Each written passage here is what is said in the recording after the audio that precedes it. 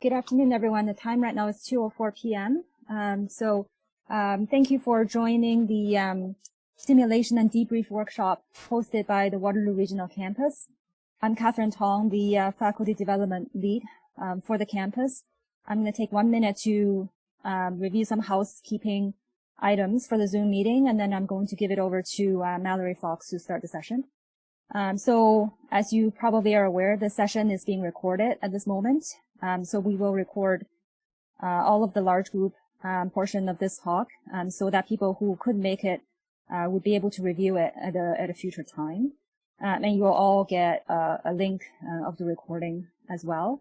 If you can, please change your Zoom display name to your registration name so that we can take attendance and assign credits afterwards.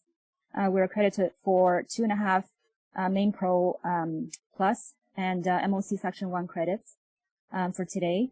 If it's possible at all, please don't leave early because of the interactive nature of our workshop.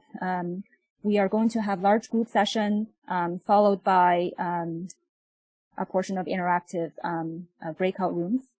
So it will be very important for us to have the proper amount of interaction during that time. Especially during the small group portion of this afternoon, if you don't mind to turn on the camera of your device, it will be helpful to have some authenticity to our interactions. Everybody, we designed the workshop and recruited a number of facilitators so that everyone will be having a chance to do the debrief. There will be lots of opportunities for us to do that during that time. And that's all. I'm going to give it over to Mallory Fox, who's the simulation lead at the Waterloo Regional Campus, to open the workshop. Thank you. We're so excited to finally be able to run this debrief seminar. We were hoping to do it earlier this year, but we had to adjust our plans, obviously. So thank you for being here. Just before we get started, I wanted to tell everyone a little bit about what the simulation program looks like in KW, as well as kind of why we're running this particular seminar. A few years ago, McMaster actually built a simulation lab at Grand River Hospital on the 9th floor. It's fully equipped with a high fidelity adult as well as pediatric mannequins. We've got recording equipment in the simulation lab as well as in a separate debrief room. We've got task trainers, including central line insertion kits. We've got a birthing pelvis. We have a neonatal doll. So we have a lot of really great equipment. And we've been working hard over the last kind of 6 months to start to develop a curriculum for, mainly at this point, for our undergrad as well as some post-grad learners. Prior to COVID, we had started running sessions for the emergency medicine, pediatric, internal medicine, and anesthesia undergrad rotations. The hope was to do some OB, psychiatry, and surgery as well. How we're going to run these sessions now is a little bit up in the air, and I suspect there will be a large virtual component, but the hope is to still move forward. But we can't do any of that without facilitators. And, you know, our lab is not, we don't have dedicated staff in our lab at Grand River. So really, we rely quite heavily on physicians. Overall, we want these learning experiences for our students to be positive ones. And a huge part of that is an effective debrief afterwards.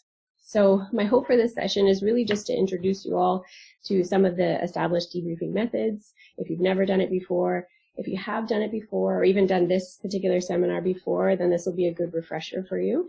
And then once we're kind of up and running again, whether it's in person or more virtual, hopefully you'll be interested in facilitating. Before we get started, I just wanted to introduce you to the facilitators that we have today. So Alim Nagy and Dave Vanderberg are kind of our experts in debriefing, who will be leading the initial part of the seminar presentation. Alim is a family and emergency medicine physician. He's also the director for simulation learning and the director for the clinical teaching unit in the emergency department at Joseph Brant.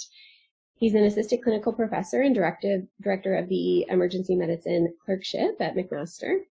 who is also the inaugural Tri-Division Global Health Committee Chair and recently completed a Clinician Educator Diploma through the Royal College with a focus on interdisciplinary and in situ sim.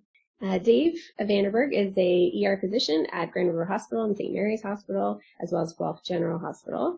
He's also an assistant professor in the Division of Clinical Sciences at NOSM. You already met Catherine Tong, but she's an emergency physician as well as family physician practicing in KW. She's also the faculty development program lead at the Waterloo Regional Campus. And we'll also be joined by Aaron Kiki Souza in a little bit, who coordinates the simulated patient program at WRC, and he's also a certified healthcare simulation educator. So you've got a lot of people here today to kind of work you through it. So I'm going to now turn it over to Aleem and Dave to do the initial presentation part. Thanks so much for that very kind introduction, Mallory. I'm just going to share my screen so we can all take a quick peek here. And so what we'll be doing this morning is really taking us through some of the frameworks for simulation, and then going into breakout groups and having some time to practice this in real life. So we're going to take you through very briefly what makes a good prebrief, and then really hone in today on debriefing. So talking about the PEARLS framework that many of you may already be familiar with. We're going to talk about 3 different methods of using techniques in debriefing: the directive piece of feedback, advocacy inquiry, and also talking about plus delta. We're then going to kind of break out into breakout groups, use some video to practice these skills so that everyone gets a hands-on, gets some time to share their own experiences, ask questions, and share our knowledge with each other.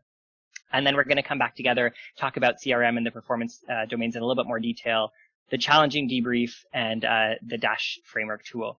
So I think we're all familiar by this point of the value that simulation brings to our shops.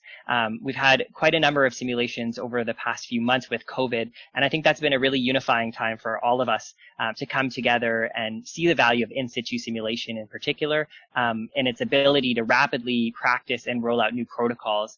We were just doing a protected intubation simulation today with the residents and reflecting on how in just a short few months that critical procedure has completely revamped and changed, and how the protocols around that have, I'm sure most of you know, we're changing on an almost daily basis. So simulation was an effective tool at us being able to rapidly roll out and integrate that. And so it wouldn't be a medical education talk or workshop without some reference to Kolb's learning cycle. And really the key point here is that simulation has that added value of having that concrete experience, something that you can anchor onto, and then being able to reflect back on what your experiences were and what you did, really kind of building on that experience and integrating in evidence-based medicine, integrating in observations and feedback and coaching, and then being able to try that again and really create that learning cycle that's present there. This is the difference between me practicing my slap shot on my own with no coach in my garage and still wondering why I'm terrible at hockey, versus Austin Matthews going out and getting that coach who gives him that extra feedback and coaching that we can use to make the next shot even better. I'm going to turn it over to Dave from here. Thanks, Aleem.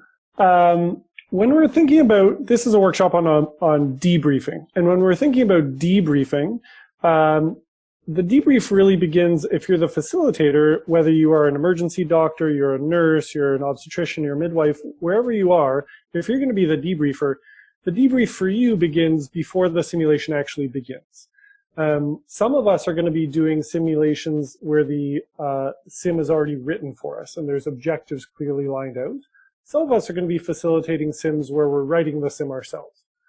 Whatever the situation is, when I'm preparing for a debrief, I'm thinking, what are the objectives that I want to take away? And what do I want to target in the debrief? So when I'm watching the simulation itself, I have a bit of a sense about what I'm looking for, a couple of key points that I can come back to in the debrief. And that's going to be different if you're doing sims for med students or senior residents or interdisciplinary teams. They might also be different on what your situation is. So usually before a sim starts, in my mind, I want to have probably 3 objectives that I want to target in the debrief.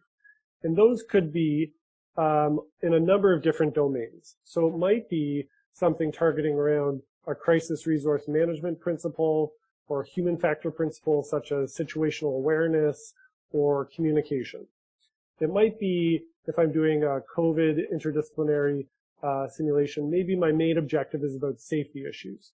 Are people wearing appropriate PPE? How can we look at PPE and debrief how PPE is donned and doffed and worn during a scenario? Or maybe if we're particularly in junior learners, we're maybe targeting content delivery. So we're going to review some sort of critical care component. We're going to talk more about content. But I think that this is really relevant to talking about debriefing, because if the simulation has happened and then we start talking about the simulation afterwards, and we don't have a plan in our mind, then that's going to be a much harder debrief. But if before the sim starts, I have a sense about what 2 or 3 of the key objectives are for that sim, then that debrief is going to be a lot more structured and clear for the people playing a role. That's sort of before a sim even starts. As we walk into a room, this is about debriefing, but I think that this is relevant as well. When we're thinking about delivering a sim and debriefing, most of the time we're going to do a simulation for whatever period of time, and then our debrief is going to be 3 or 5 times as long as our simulation. So if we're going to do a 10 or 15 minute sim, we're probably going to debrief for 45 minutes would be sort of a standard approach. And when we're talking about a framework of how we think about simulation and debriefing, we have a prebrief as our first component. So a prebrief can happen before the simulation starts and then again at the beginning of the debrief. So I think that it makes sense before a simulation starts to orient people to a room, orient people to what simulation is if this is new to them, but then also set some ground rules. I think it's really relevant to explain to learners whether they're being assessed or not.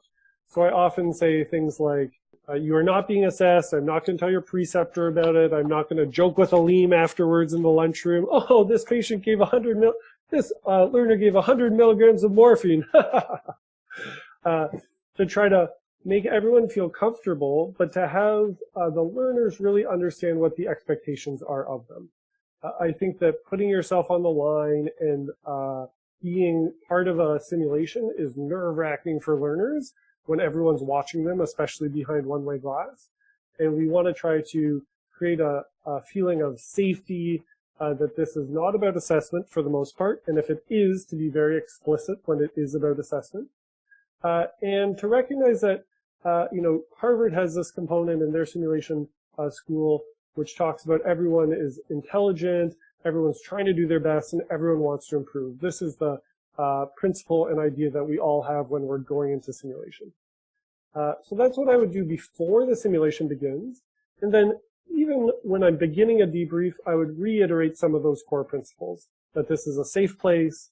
We're all here to learn.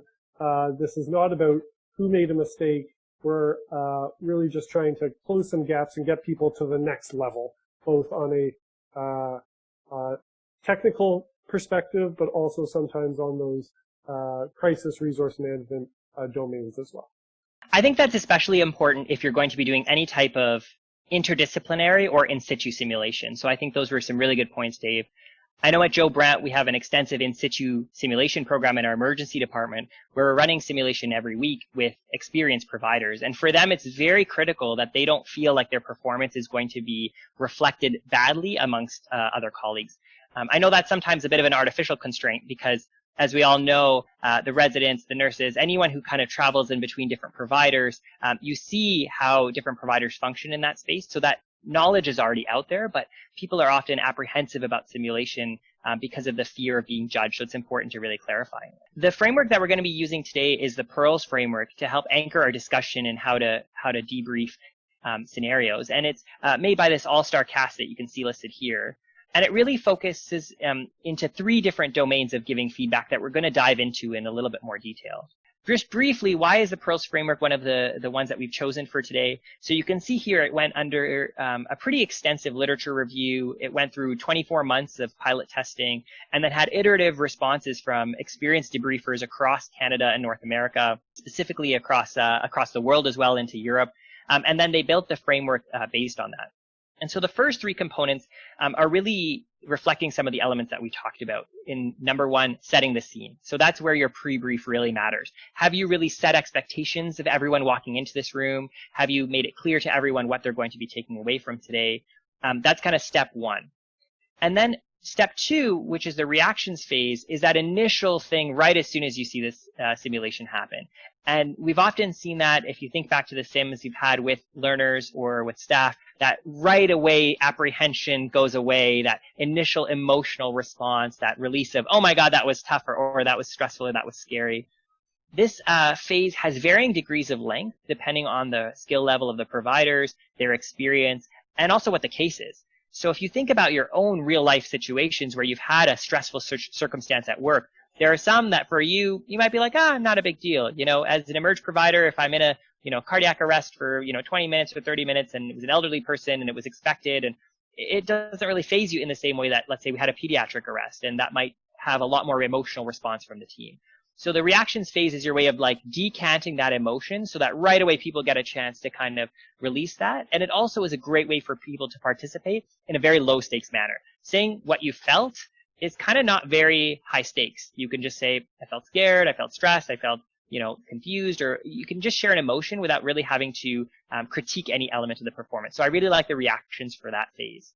The next piece, the description, is something that can be helpful if you have providers who have gone in and out of the room and into multiple spaces.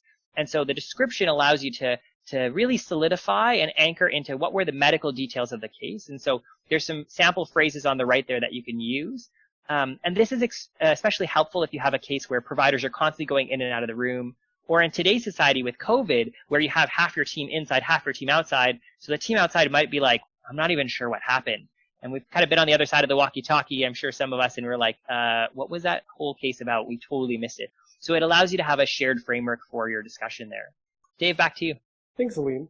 So those would be the three first components of the PEARLS framework or scaffolding. So we've got setting the scene, reactions, description.